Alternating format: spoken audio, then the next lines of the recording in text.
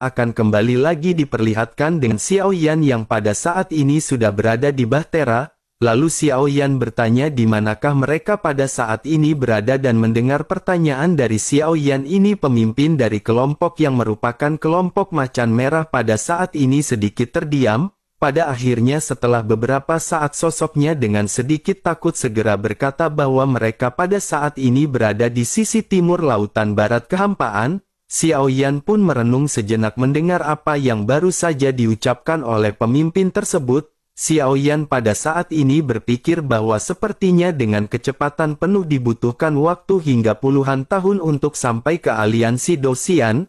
Namun yang tidak diketahui oleh Xiao Yan adalah bahwa orang-orang ini sebelumnya telah ditawan oleh aliansi Dosian. Mereka baru saja dibebaskan dan Xiao Yan pada saat ini segera mulai berbicara kepada semua orang. Xiao Yan berkata bahwa pada saat ini mereka harus segera pergi menuju ke aliansi Dosian.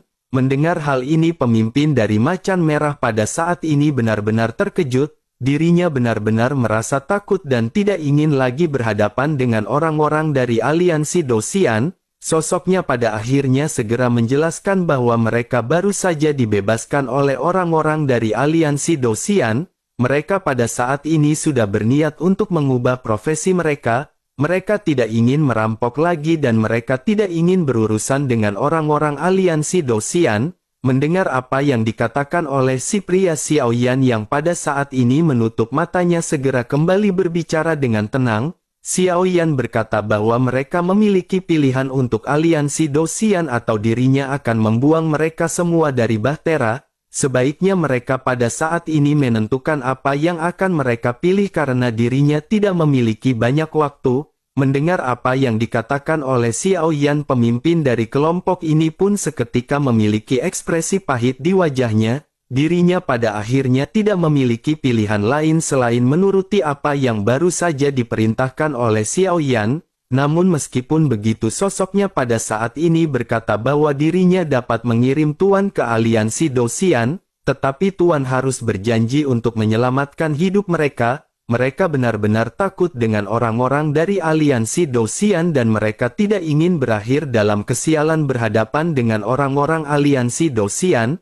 Mendengar hal tersebut Xiao Yan pun sedikit tersenyum dan berkata agar mereka jangan khawatir. Dirinya adalah yang mulia surga ke-9 dari aliansi Dosian dan dirinya akan menjaga mereka tetap aman. Mendengar apa yang dikatakan oleh Xiao Yan pada saat ini pemimpin dari kelompok macan merah sedikit ragu. Mereka pada saat ini tidak bisa memastikan identitas Xiao Yan benar atau tidak. Namun meskipun begitu dirinya hanya bisa patuh dan menganggukkan kepalanya. Sementara itu di sisi lain pada saat ini Xiao Yan kembali bertanya berapa lamakah waktu yang dibutuhkan untuk bisa mencapai aliansi Dosian. Pemimpin kelompok ini pun segera berkata setidaknya dibutuhkan waktu 20 tahun untuk terbang dengan kecepatan penuh. Xiao Yan masih dengan tetap tenang segera berkata bahwa kecepatan ini masih bisa lebih ditingkatkan. Pemimpin kelompok ini pun seketika tersenyum getir. Sosoknya lanjut berkata bahwa mereka tidak memiliki cukup pil origin Qi di tangan mereka. Menanggapi hal tersebut Xiao Yan tanpa banyak bicara segera mengeluarkan pil origin Qi dari tangannya. Xiao Yan pun melempar puluhan juta pil origin abadi langsung kepada pemimpin tersebut. Melihat apa yang dilakukan oleh Xiao Yan si pemimpin pada saat ini benar-benar terkejut. Namun dirinya tidak memiliki pilihan lain selain melakukan apa yang diperintahkan oleh Xiao Yan. Pada akhirnya sosoknya segera mundur meninggalkan Xiao Yan dan segera memutar arah menuju ke aliansi Dosian. Sekitar 5 tahun kemudian Bahtera pada saat ini tiba-tiba berhenti seolah-olah menabrak sesuatu. Goncangan lambung kapal ini juga membuat Xiao Yan perlahan seketika membuka matanya. Xiao Yan segera bertanya kepada pemimpin mereka apakah yang pada saat ini sedang terjadi. Pemimpin itu pun segera berkata bahwa ada orang yang menghalangi jalan mereka. Mereka adalah musuh lama dari geng macan merah. Tetapi Tuan jangan khawatir dan Tuan bisa menunggu di sini sementara mereka akan menghadapinya. Setelah selesai berbicara sosoknya pada saat ini menangkupkan tangannya dan bergegas keluar untuk berhadapan dengan para perompak. Kedua belah pihak pada saat ini saling bertemu di udara. kedua belah pihak merupakan musuh bebuyutan dan pada saat ini pemimpin dari Bahtera yang dinaiki oleh Xiao Yan segera membuka mulutnya. Sosoknya berkata kepada pria yang bernama Tian Zhen yang merupakan pemimpin dari geng Hiu Hitam. Sosoknya berkata bahwa Tian Zhen dan mereka sama-sama perampok dan mengapa mereka pada saat ini saling menjegat. Menangkapi hal tersebut, Tian Zhen pada saat ini berbicara kepada pemimpin geng Macan Merah yang bernama Zhao Ya. Dirinya berkata apakah Zhao Ya lupa bahwa mereka memiliki konflik dan persaingan. Zhao Ya pun segera menyipitkan matanya dan berkata dengan dingin bahwa kejadian sebelumnya hanyalah sebuah kecelakaan. Bukankah di kehampaan ini akan ada banyak bahaya dan mereka tidak akan bisa menghindari bahaya tersebut? Menanggapi apa yang dikatakan oleh Zhao Ya pada saat ini, Tian Zhen seketika juga menyipitkan matanya. Tampaknya kedua belah pihak benar-benar terlibat konflik yang tidak bisa dihindari dan kedua belah pihak pada saat ini sepertinya juga memutuskan untuk bertempur. Pada akhirnya tanpa banyak basa-basi pertempuran pada saat ini benar-benar dimulai dengan Tian Zhen yang mulai berbicara. Tian Zhen berkata bahwa dirinya baru saja menembus ke Douxian Bintang 9. Dengan begitu maka pada saat ini Zhao Ya tidak akan bisa melarikan diri dari pengepungannya. Mendengar hal tersebut, Zhao Ya pada saat ini memandang ke arah Tian Zhen dengan serius. Zhao Ya pada saat ini bisa melihat ada sekitar 200 prajurit yang 2 kali lebih banyak daripada prajurit milik Zhao Ya. Namun meskipun begitu Zhao Ya juga pada saat ini tidak memiliki peluang untuk melarikan diri. Zhao Ya pun menggertakkan gigi dan tanpa banyak basa-basi pada saat ini segera memerintahkan para prajuritnya untuk bersiap. Pada akhirnya waktu yang dinanti benar-benar terjadi dengan kedua belah pihak yang pada saat ini saling bertempur. Para prajurit pada saat ini saling menggunakan kemampuan masing-masing. Zhao Ya dan Tian Zhen juga pada saat ini bertukar pukulan dan dalam waktu singkat keduanya pada saat ini tampak terlihat imbang. Namun seiring berjalannya waktu pada saat ini dapat terlihat keunggulan berpihak ke pihak Tian Zhen.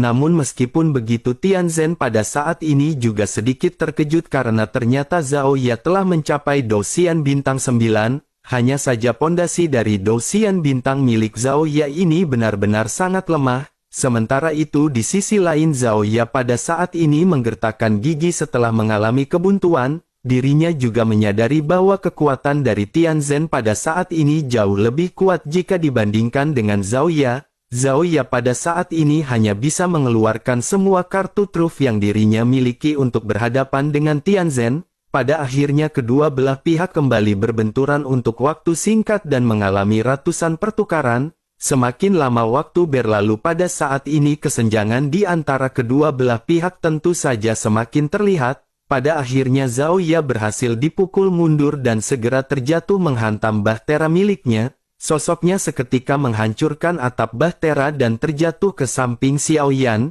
Zhao Ya memuntahkan seteguk cairan merah dan pada saat ini melirik arah Xiao Yan. Xiao Yan juga pada saat ini perlahan membuka matanya untuk menatap ke arah Zhao Ya. Sementara itu di kejauhan pada saat ini Tian Zhen tentu saja melihat keberadaan dari Xiao Yan yang sedang duduk bersila.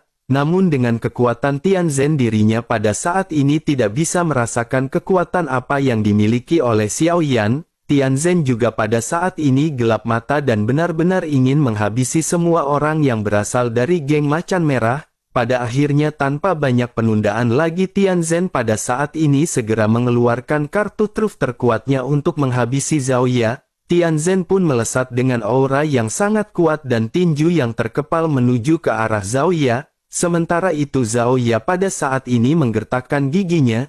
Zhao Ya pada saat ini berharap Xiao Yan akan membantunya tetapi Zhao Ya tidak menunjukkan ekspresinya. Zhao Ya hanya bisa menggertakkan gigi dan berniat untuk bangkit tetapi Zhao Ya pada saat ini benar-benar sangat lemah.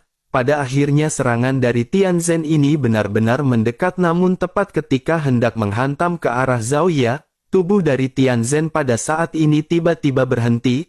Tian Zhen merasakan adanya sesuatu yang tidak beres dan Tian Zhen segera menemukan sosok Xiao Yan yang duduk bersila menatap ke arahnya. Tatapan Xiao Yan ini benar-benar terlihat sangat tajam membuat Tian Zhen seketika tidak bisa bergerak.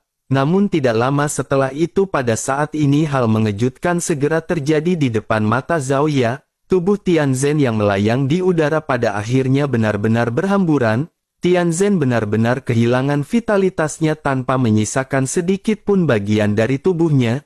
Zhao Ya pada saat ini benar-benar hanya bisa melongo melihat apa yang baru saja terjadi di hadapannya. Dirinya benar-benar tidak mengetahui apa yang terjadi, tetapi pada saat yang bersamaan Zhao Ya melirik ke arah Xiao Yan yang ternyata sudah membuka matanya dan menatap ke arah sebaran tubuh dari Tianzhen.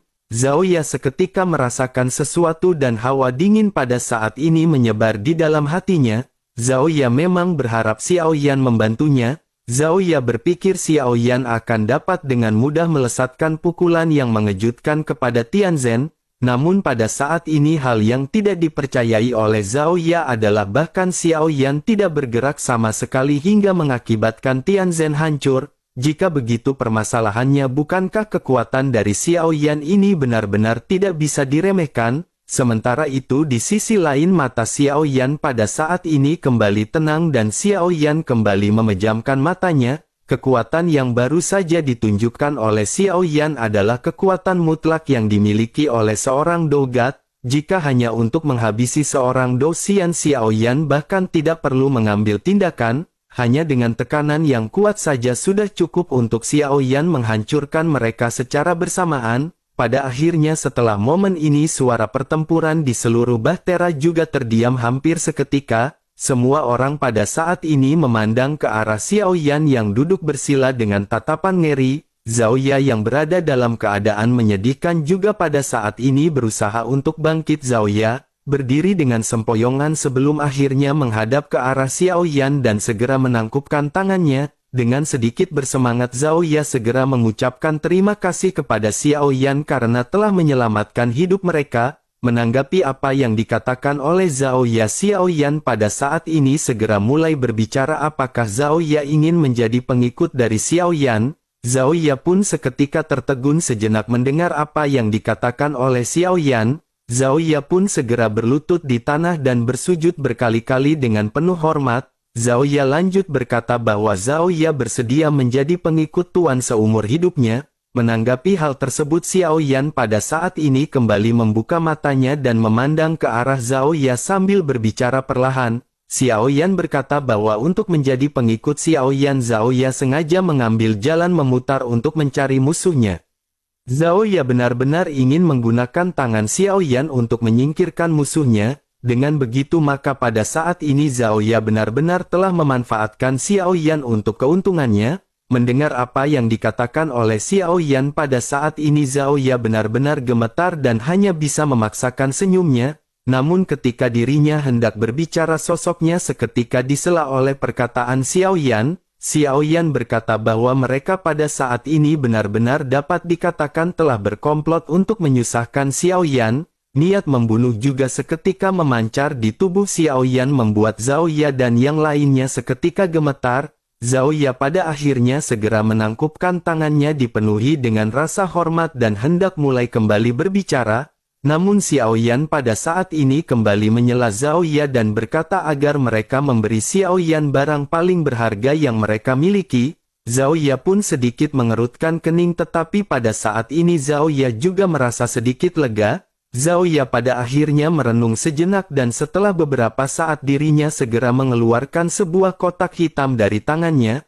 Ada sesuatu di dalam kotak tersebut dan dirinya pada saat ini segera menyerahkannya kepada Xiao Yan dengan penuh hormat. Zhao Ya juga lanjut berkata bahwa Tuan sepertinya memiliki penglihatan yang bagus dan dirinya tidak ingin menyembunyikannya dari mata Tuan. Bahkan kartu truf di tangannya tidak mungkin akan dapat menarik perhatian dari Yang Mulia. Oleh karena itu dirinya hanya bisa memberikan barang ini dan ini adalah peninggalan dari leluhurnya. Ini adalah racun dari Raja Lebah yang tersegel di dalamnya. Dikatakan bahwa racunnya juga sangat mengerikan dan bahkan jika seorang dogat diracuni oleh racun ini dirinya benar-benar akan terjebak dalam waktu singkat. Setelah itu Zhao Ya memanfaatkan momen untuk menjelaskan konflik dan perseteruan hidup dan mati di antara dirinya dengan geng hiu hitam. Zhao Ya juga lanjut berkata bahwa Zhao Ya tidak pernah memiliki niat untuk menyusahkan Yang Mulia. Zhao Ya juga ingin meminta maaf karena semua ini memang dilakukan oleh keinginan dan rasa egoisnya sendiri, tetapi semua itu untuk orang-orangnya. Mendengar semua penjelasan dari Zhao Ya, Xiao Yan pada saat ini hanya kembali menutup matanya. Xiao Yan pun lanjut berkata bahwa ini adalah merupakan berkah bagi Zhao Ya, terlebih lagi Xiao Yan juga pada saat ini baik-baik saja. Sebaiknya pada saat ini mereka segera kembali melakukan perjalanan. Jika tidak, Xiao Yan akan berubah pikiran dan mereka semua benar-benar akan mengalami nasib buruk. Mendengar hal tersebut, Zhao Ya kembali merasa merinding dan pada saat ini segera mengangguk dengan penuh hormat. Zhao Ya pun segera keluar dan pada saat ini segera mengatur orang-orangnya untuk kembali melakukan perjalanan. Sementara itu setelah Tianzhen benar-benar dihilangkan, geng Hiu Hitam juga dengan cepat mundur setelah menyerahkan barang-barang berharga milik mereka. Geng Macan Merah membiarkan mereka pergi karena setelah kemokatan dari Tianzhen tinggal menunggu waktu bagi Hiu Hitam membubarkan diri. Selain itu setelah pertempuran ini selesai, reputasi dari geng Macan Merah juga benar-benar tersebar. Xiao Yan telah disalahartikan sebagai bos baru dari geng Macan Merah.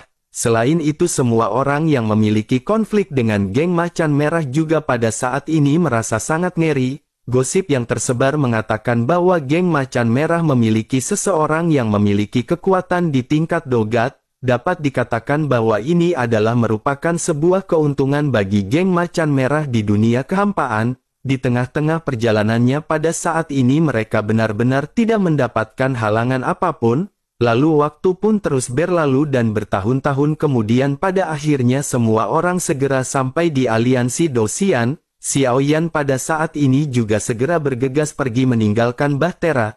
Zhao Ya awalnya ingin memberi hormat kepada Xiao Yan, tetapi Xiao Yan pada saat ini benar-benar telah menghilang. Zhao Ya hanya bisa menghela nafas panjang dan Zhao Ya pada saat ini hanya bisa merasa bersyukur. Dapat dikatakan sebuah kesempatan yang besar baginya bisa berada dalam satu Bahtera bersama dengan orang kuat. Kesempatan langka semacam ini benar-benar tidak bisa ditemui oleh Zhao Ya. Zhao Ya pun menekan perasaannya ini sebelum akhirnya memutuskan untuk segera bergegas pergi dari aliansi Dosian. Namun saat yang bersamaan pada saat ini informan dan para penjaga di aliansi Dosian tentu saja mengetahui kemunculan Bahtera dari Zhao Ya. Mereka pada saat ini bergegas untuk Bahtera dari Zhao Ya, tetapi pada saat yang bersamaan suara Xiao Yan pada saat ini bergema di telinga semua penjaga. Xiao Yan berteriak kepada mereka semua jika mereka berani mengganggu Bahtera tersebut mereka semua benar-benar akan berurusan dengan Xiao Yan dan terjatuh dalam kesulitan. Pada akhirnya para penjaga dari aliansi Dosian hanya bisa mengurungkan niatnya dan segera mundur. Sementara itu di sisi lain Xiao Yan pada saat ini segera perlahan-lahan berjalan menuju surga ke-9 dengan tangan di belakang. Berita kembalinya Xiao Yan ini bukanlah berita kecil dan Cao Cao segera memimpin pasukannya untuk datang dan mengunjungi Xiao Yan. Setelah Cao Cao pergi, Song Aolei juga datang dan bertanya kepada Xiao Yan dengan sedikit perasaan cemas. Namun melihat Xiao Yan yang baik-baik saja, Song Aolei pun pada saat ini tidak merasa khawatir.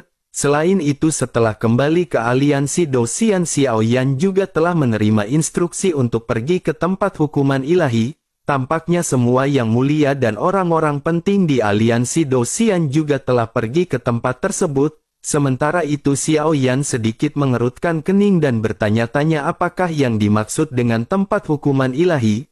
Mendengar apa yang dipertanyakan oleh Xiao Yan, Jie secara alami mengetahui satu atau dua hal mengenai hal tersebut. Jie pun segera menjelaskan kepada Xiao Yan bahwa itu dapat dikatakan itu merupakan ruang hampa. Ruang ini tidak berujung dengan sumber daya yang sangat buruk, tetapi meskipun begitu itu juga merupakan tempat penciptaan yang kuat. Hanya yang mulia dan beberapa orang kuat yang memenuhi syarat untuk bisa memasuki tempat tersebut. Selain itu jalan menuju tempat hukuman ilahi atau hukuman dewa ini berada di aliansi Dosian. Yang mulia Xiao Feng tampaknya sudah terlambat dan pada saat ini yang mulia Xiao Feng juga diminta untuk segera pergi ke sana. Mendengar apa yang dijelaskan oleh Jie, Xiao Yan pada saat ini menganggukkan kepalanya. Xiao Yan pada akhirnya tidak memiliki pilihan lain selain melangkah pergi ke tanah hukuman dewa. Xiao Yan pun segera melangkah ke lubang cacing yang menuju ke tanah hukuman dewa. Tempat hukuman dewa ini seperti apa yang dikatakan oleh Jie, ini adalah tempat yang mirip dengan ruang hampa dan tidak memiliki detail konkret dan bukan berasal dari 3000 alam.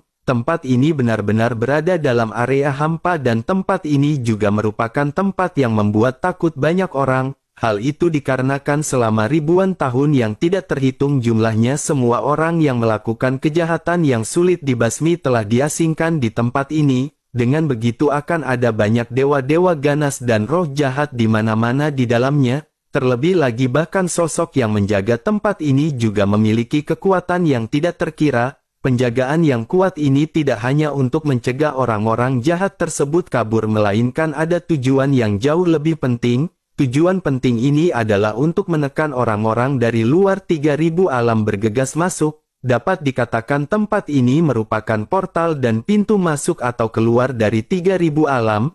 Namun meskipun begitu di kehampaan ini terdapat banyak sekali planet yang tampak rusak. Sejumlah besar racun juga pada saat ini terus meresap ke dalam planet-planet ini. Saking beracunnya gas-gas tersebut, jika gas-gas ini terkena atau terhirup oleh orang dengan kekuatan dosian, tubuh mereka bahkan benar-benar akan langsung membusuk. Selain itu tempat hukuman dewa ini juga sangat besar dan hanya ada sedikit orang yang mengetahui ukuran spesifiknya. Konon katanya tempat ini dulunya adalah tempat di 3000 alam, namun tempat ini telah dikalahkan hingga pada akhirnya tempat ini benar-benar tidak memiliki penghuni. Oleh karena itu sumber daya energi di tempat ini juga sangat buruk.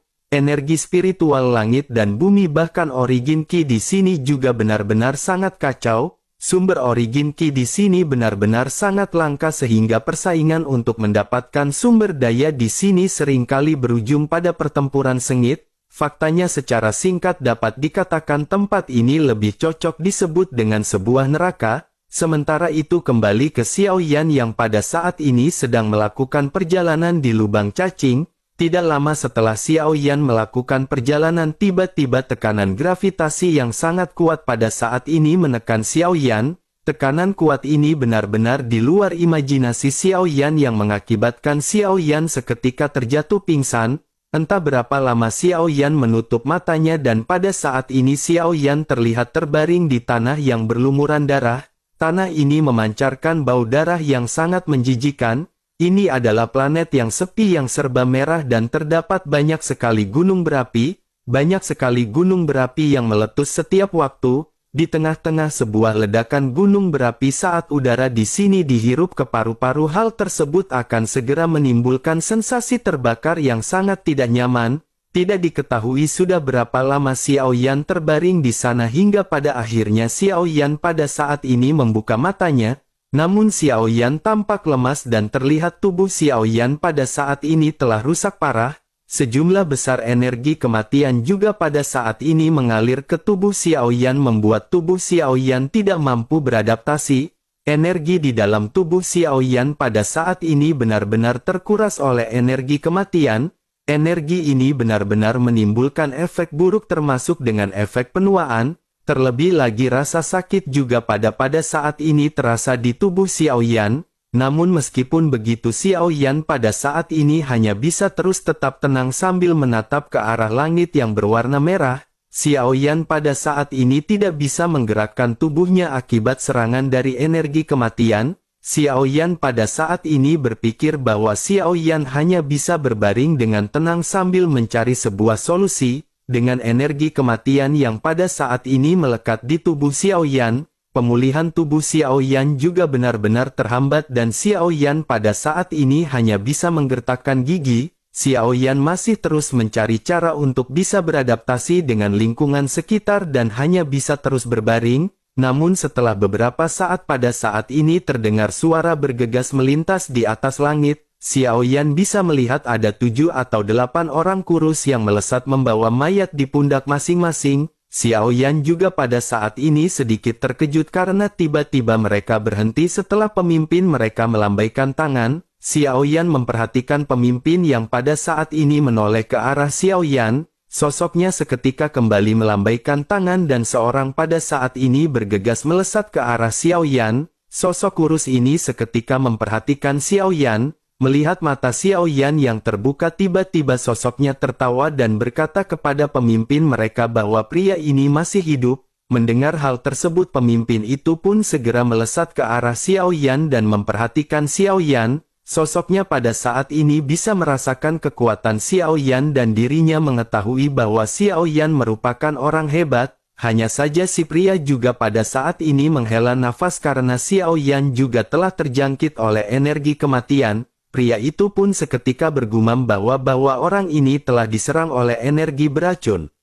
Racun ini juga telah menyerang jantungnya, terlebih lagi energi kematian juga telah menyebar. Tidak mungkin pulih baginya dari cedera seperti ini dan dirinya sepertinya hanya bisa dikorbankan. Setelah selesai berbicara, sosoknya pada saat ini segera memerintahkan pria lainnya untuk membawa Xiao Yan. Xiao Yan hanya bisa terdiam sambil membuka matanya dan bertanya-tanya siapakah orang-orang ini, apa yang dilakukan oleh orang-orang ini di dalam kehampaan yang tidak berpenghuni. Sementara itu kelompok ini pada akhirnya segera kembali berlari kencang dengan membawa banyak mayat, begitu juga dengan tubuh Xiao Yan. Xiao Yan yang pada saat ini masih membuka matanya terus-menerus memperhatikan lingkungan di sekitar. Setelah cukup lama berjalan, pada akhirnya kelompok ini berhenti di sebuah gunung berapi yang besar. Xiao Yan juga pada saat ini bisa melihat ada lebih banyak orang yang berkeliling di sekitar bibir kawah. Xiao Yan tidak tahu apa yang dilakukan oleh orang-orang ini,